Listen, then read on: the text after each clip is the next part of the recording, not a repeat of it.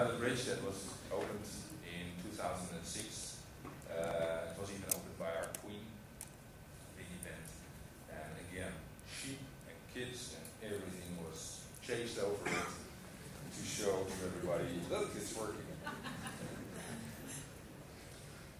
So we are on the way, but we have to ask ourselves again questions. Do they work? Or do we end up with newspaper articles like this that, yeah, we did make something, but actually it's too small for the target species we had in mind. And we're not happy with these kind of newspaper articles, especially ministry is not happy. So you have to think carefully and keep thinking. And of course, there's a lot done already. A lot of research is done. We know a lot. There's a lot of baseline information about which animals use several types of mitigation measures, frequency of use, performance indicators. We are not starting at zero, luckily. We know all these pictures probably from wildlife overpasses or underpasses. These are pictures from North America, obviously. Raccoons running through a pipe, a culvert, and grizzly bears on the Banff overpass. Don't think, by the way, that grizzly bears always cross on their hind legs. It's just a coincidence. But I thought this was a great picture. Or a little closer to home and a little less spectacular animals back in Holland. We do the same. We photograph animals that cross, in this case on an overpass, and foxes and roe deer. We know all about that. We know that many studies have been done about the use of passage. But unfortunately, we know very little at the moment about the effectiveness of passages.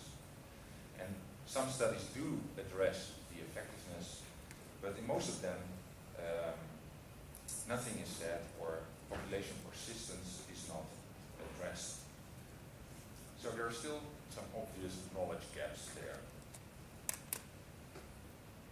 I'd like to emphasize that studying the use of overpasses or underpasses is not useless. I don't want to give you that impression, but I also like to emphasize that studying the use is not the same as studying effectiveness. And sometimes that mistake is made even in peer-reviewed scientific journals all over the world. People look at the use of a wildlife overpass, they see animals cross, and they say, oh, this overpass is effective. I disagree with such a conclusion. I think such a conclusion cannot be made in such a case. For example, let's say you have such a badger pipe, and you start monitoring, you start a research, and you found at a certain time period 3 crossings of badgers. You found their tracks, sandbed, or maybe you even put up a camera. 3 crossings, great. But what does it mean? What conclusions can you derive from that? It can be that one badger is passing 3 times. It can also be that 3 badgers are passing 1 time. And you can feel a little bit already the difference between the two in ecological terms. And the second situation is a bit better, and all the animals that are hindered by the roads really find this mitigation measure and are using it. But you don't know the difference between the two. So how to make a conclusion about effectiveness just based on the fact that you found 3 crossings of a badger. And let's say you do some additional research. Maybe you analyze some hairs of badgers that pass, and you know that it is the second situation, that 3 badgers are using your crossing structure. Even then, you have to be careful with drawing conclusions about effectiveness, because we are looking at the situation after road construction with our mitigation in place. But what was the situation before road construction? Maybe, in this example I draw here, it was that in that time period T, 3 badgers were crossing each of them 3 times the road. And so actually your conclusion should be, if you knew that your mitigation measure is only for 33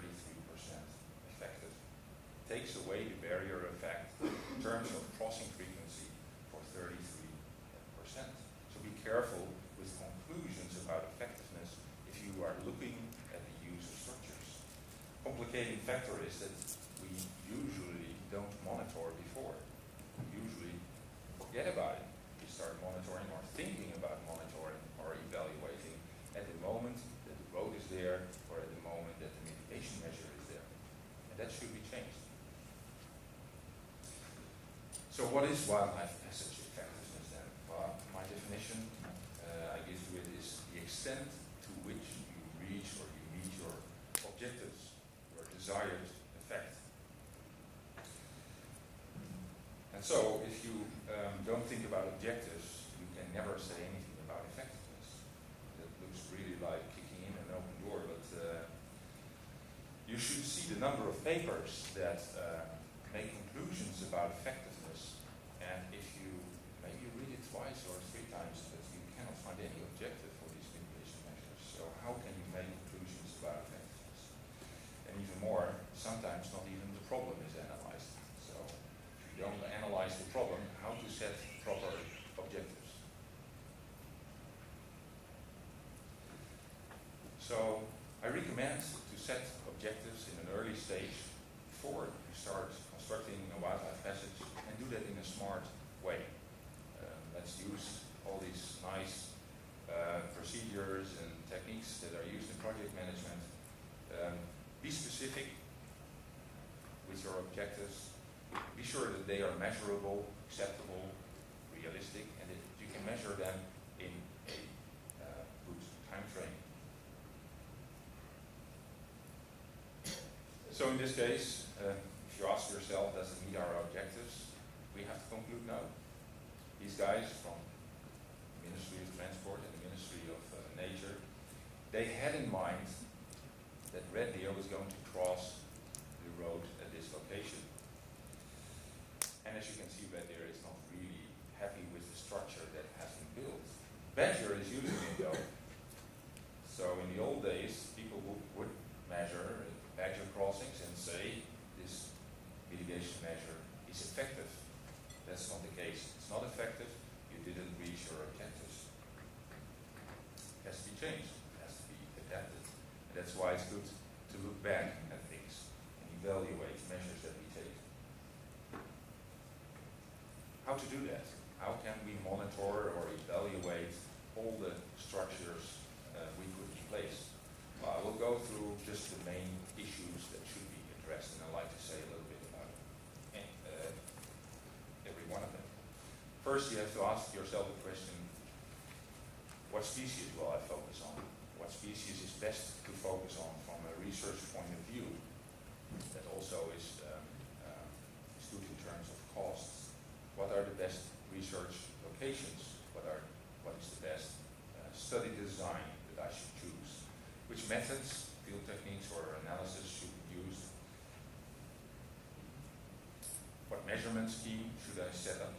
And in the end, of course, important question, what are the estimated costs? Well, about species and species selection. Usually there is a whole range of species to select from, but you can already feel that some species maybe are easier to study, so maybe also cheaper to study than others. Some of the characteristics that make a species a good research species for evaluation is, of course, when it's very vulnerable to the impact of roads, so the impact is high. It is already proven that it uses wildlife passages.